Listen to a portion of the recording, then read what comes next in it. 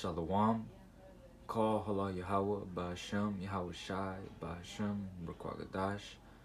Double honors unto the apostles and the elders of the great millstone who have taught me this truth. And Shalom also to the Akim pushing this word in sincerity and in truth. And to the speckled bird across the four corners of the world. And to the few sisters that might be listening, to you I say Shalom. Lord willing, this will be an edifying lesson to the body. Let's jump right into it. This is a video that a brother posted in the group chat earlier today, and I just wanted to do a response on it, and Lord willing, it'll be edifying. But nonetheless, let's get right into it. Let's play it. Very controversial, and I thought I'd go and have a look at Jewish literature to see what they say about their origins. And here we see three quotes, and the first is in the 1925 Jewish Encyclopedia, which says that Esau, Edom, is modern Jewry. And of course this is contrary to what most people believe today, which is that the Jews are God's chosen people because they are the Israelites. But here the Jewish literature is saying that they are actually from the tribe of Edom. Let's pause it real quick. So like, basically what this man is saying is that modern day Jewry, the Jews who are in Israel today, are in fact Esau, Edom. And this is what brothers have been preaching, and what the elders from the apostles on down have been preaching, and trying to let you know that Esau, Edom, the so-called Jews in Israel today are actually the Idumeans. They're from the house of Esau. And back then in the encyclopedias and their source of informations and their books, they even had it written in there. But most of this information isn't commonwealth anymore, isn't written in books anymore. In fact, it's been taken out because a lot of the prophecies that are written in the Bible about Esau, Edom is of him getting destroyed. The future for Esau, Edom is not going to be beautiful, and the scriptures testify about that all throughout the Bible. All throughout the Bible, especially the prophetic books, Jeremiah, Ezekiel, Isaiah, and it even says right there, they are not of Israel or Judah. Neither. And you know what? Let me get a scripture real quick. Let me get Psalms 60. Let me get this real quick. Bear with me, Salakia.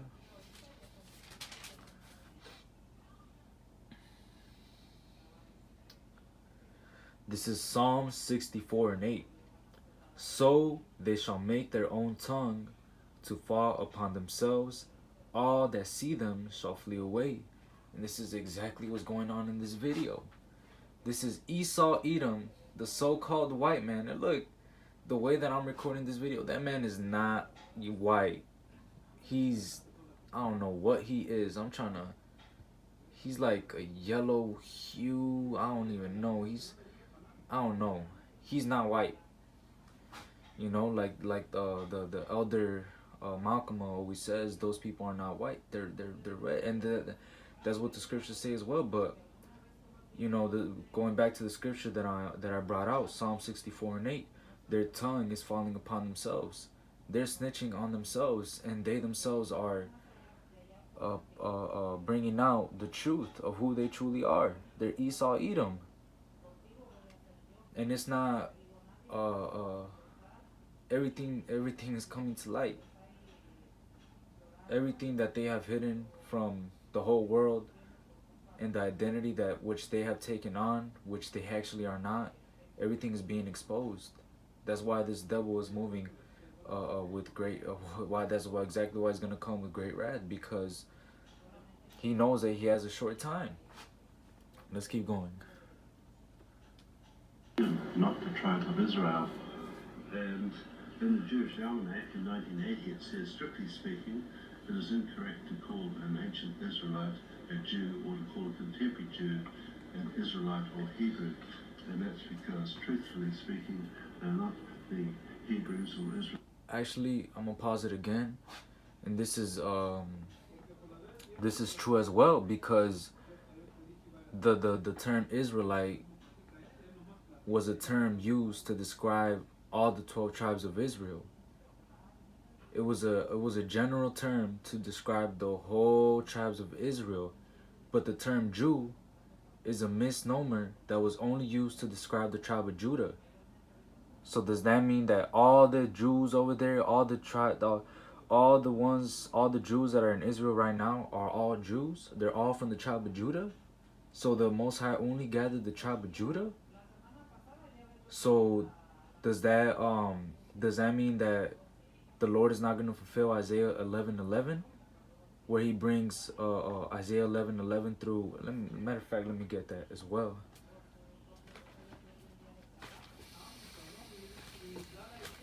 Might as well get it.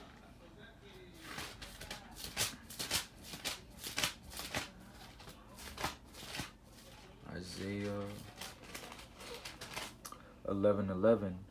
And it shall come to pass in that day that the Lord shall set his hand again the second time to recover the remnant of his people, which shall be left from Assyria, and from Egypt, and from Pathros, and from Cush, and from Elam, and from Shinar, and from Hamath, and from the islands of the sea. And he shall set up an ensign for the nations, and shall assemble the outcast of Israel, and gather the dispersed of Judah from the four corners of the world. The envy also of Ephraim shall depart, and the adversaries of Judah shall be cut off.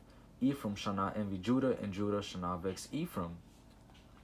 So for them to call themselves Jews, which is a misnomer for the tribe of Judah, it's like this man is bringing out, it's incorrect.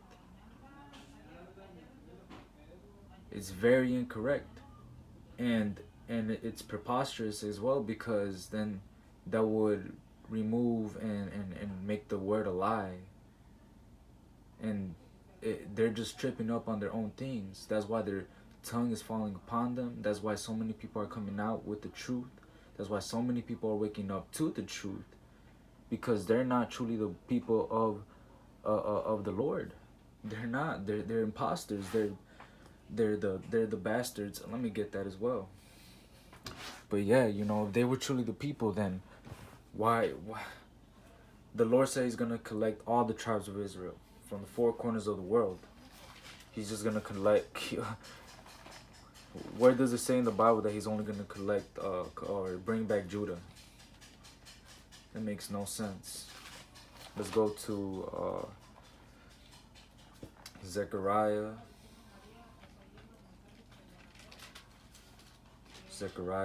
9:6. It says, and a bastard shall dwell in Ashdod, and I will cut off the pride of the Philistines. And this was a prophecy that a bastard, Esau Edom, was going to dwell in the land. And matter of fact, there's another scripture that backs this up as well, because in the scriptures it tells you that Esau was going to appoint the land to himself. Let's go to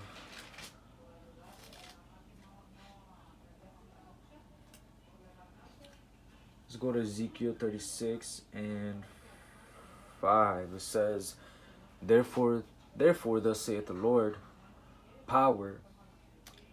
I'm gonna start all over. Therefore thus saith Yahweh power, surely in the fire of my jealousy have I spoken against the residue of the heathen, and against all Idumea. Idumea being the term, is like a Latin term for the word Edom, because if you read this verse in the NIV version of the Bible, it says Edom, right?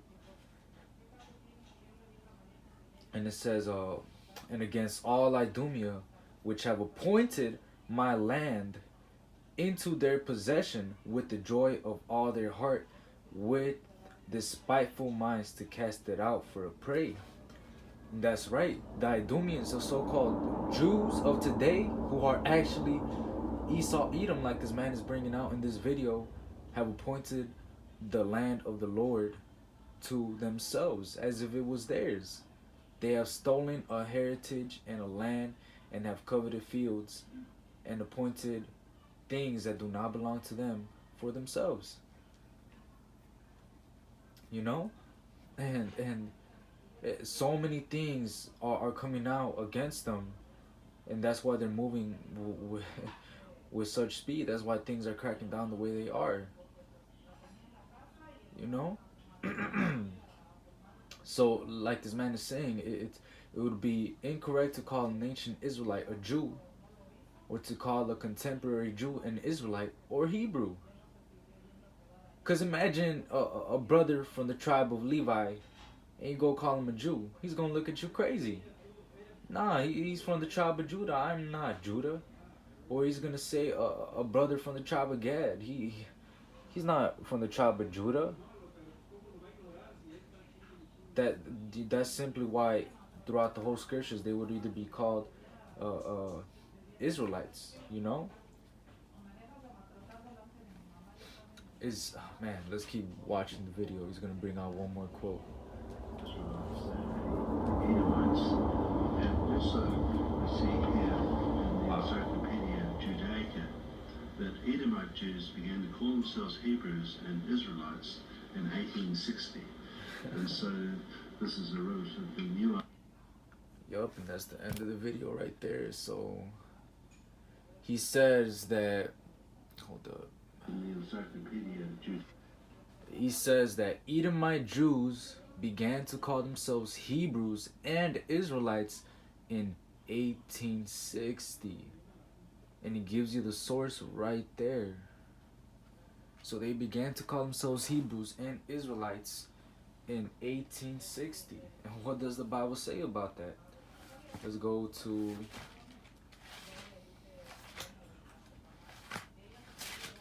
Revelation.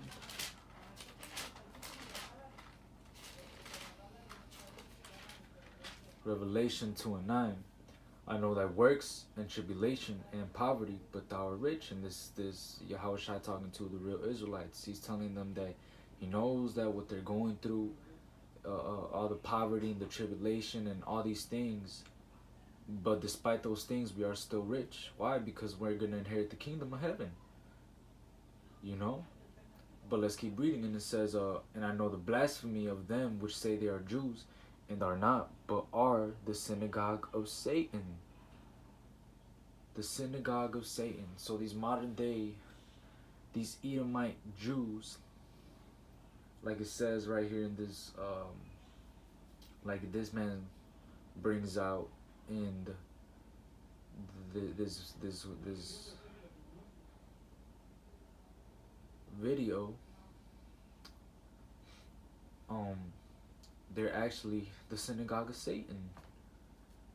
They've stolen the land, they've coveted fields, they've stolen the heritage. They are the bastards that it speaks about in Zechariah 9:6. Their own tongue is falling upon them, and they're exposing themselves on things that they've been lying about for so long. They're trying to pretend for something so they're trying to pretend to be somebody they are not. And because they're pretending to be somebody they're not, that they're able to do all the things that they're able to do. Let's go to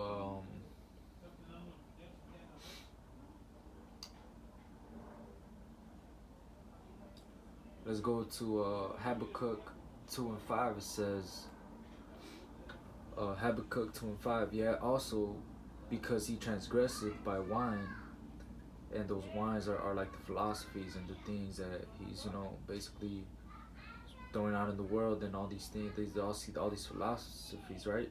He is a proud man, neither keepeth at home, who enlargeth his desire as hell, and is as death, and cannot be satisfied, but gathereth unto him all nations, and heapeth unto him all people. So he's enlarging his desire as hell. He wants, even though he has all these things, he still cannot be satisfied. Right? He cannot be satisfied. He's gathered unto him all things, all nations, all people. Verse 6, Shall not all these take up a parable against them, and a tanting proverb against them, and say, Woe to him that increaseth that which is not his? How long? And to him that ladeth himself with thick clay. Shall they not rise up suddenly that shall bite thee, and awake that shall vex thee, and thou shalt be for booties unto them, basically a spoil? Verse 8, because thou hast spoiled many nations, all the remnants of the people shall spoil thee because of men's blood, and for the violence of the land of the city, and all that dwell therein. Woe to him that coveteth an evil covetousness to his house, that he may set his nest on high, Esau, that he may be delivered from the power of evil.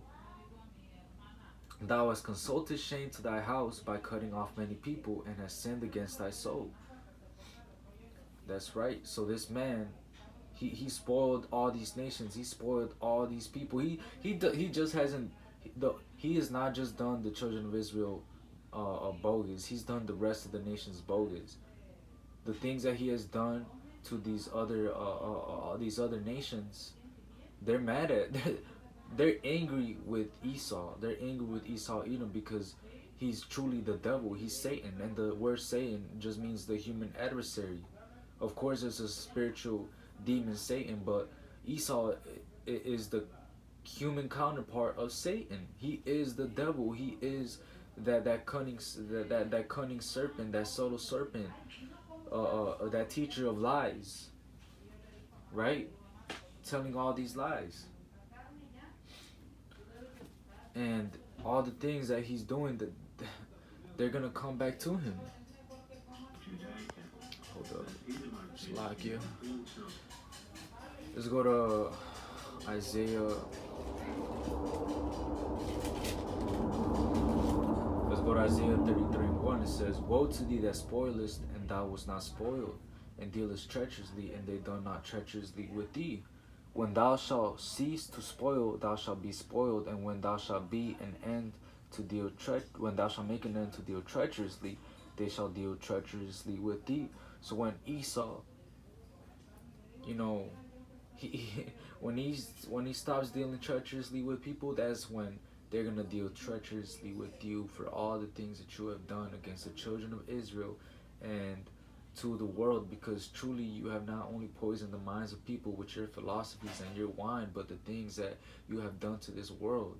That's why all these things are happening across the four corners of the world. That's why the earth is falling apart, because this man cannot be in rule. He's the wicked. He's increasing his desire as hell. He wants it all to himself, and if he can't have it, then nobody can have it.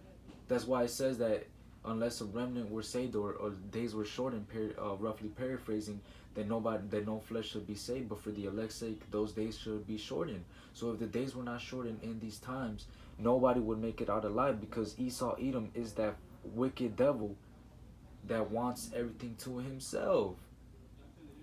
He wants everything to himself, and if he can't have it, nobody can.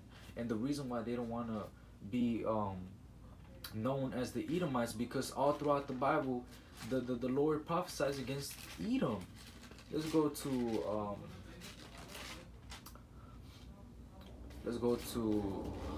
I'm gonna get a couple more scriptures and then I'll end it, but let's go to Obadiah. Let's go to Obadiah 1, and we're gonna skip around. This is I'm gonna start at 3 and then I'm gonna skip around. This is Obadiah 1 and 3. The pride of thine heart has deceived thee, thou that dwellest in the clefts of the rock, whose habitation is high, that saith in his heart, who shall bring me down to the ground? And the Lord is gonna bring him down to the ground, because in his heart he has so much pride that he thinks that nobody can bring him down. The pride of his heart has deceived him. That's why he's doing all these things. He's doing all these things because they're in the power of his hand. But he doesn't realize that the Lord is just, he's digging it, that the Lord put him in that trick bag, and he's just digging his grave deeper and deeper and deeper. Right? Let's skip down. It says, verse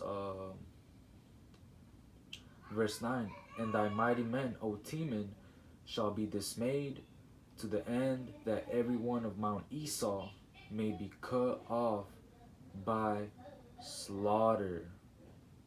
For thy violence against thy brother Jacob shame shall cover thee, and thou shalt be cut off forever. So every single person on Mount Esau is going to be cut off by slaughter. By slaughter. Because of the things that he has done to his brother Jacob. Let's skip down to verse 18. It says, and the house of Jacob shall be a fire, and the house of Joseph a flame, and the house of Esau for stubble, Salakia, and they shall kindle in them and devour them, and there shall not be any remaining of the house of Esau, for the Lord has spoken it. So nobody's gonna remain in the house of Esau. Like it says, we're gonna be a fire, and he's gonna be a stubble. What happens when the fire comes on a stubble? That it burns so quick, you can't even tell how fast it burns. That's what's gonna happen to Esau. He's gonna get destroyed off the face of this planet. And matter of fact, the Lord has a special case against Esau. Let's go to Isaiah 63 real quick. Isaiah 63:1. Who is this that cometh from Edom with dyed garments from Basra? This that is glorious in his apparel, traveling in the greatness of his strength, I that speak in righteousness, mighty to save. And this is the Lord and Yahushai, and is saying, why? Who is this that cometh from Edom? Because he's gonna go to the house of Edom, and he's gonna. That's like his personal. He has a personal case against Edom. Verse 2, and it says, wherefore art thou red in thine apparel, and thy garments like him that treadeth in the wine fat? I have trodden the winepress alone. So like I have trodden the winepress alone, and of the people there was none with me, for I will tread them in mine anger, and trample them in my fury, and their blood shall be sprinkled upon my garments, and I will stain all my raiment. For the day of vengeance is in mine heart, and the ear of my redeemed is come. And that's right. So basically, in this verse, his whole apparel is red. And why is it red? Because his garments are going to be sprinkled with the blood of the Edomites. The day of vengeance is in the Lord's heart. He's going to trot in that winepress alone, and he's going to trot in it to the point where there is no other inhabitant on Mount Esau. They're going to be cut off with slaughter. And there's nothing that they can do. There's nothing that they could do to escape this judgment. It's already set. It's written. You know? Let me get one more scripture, and I'm gonna end it on that. Let's go to Malachi 1.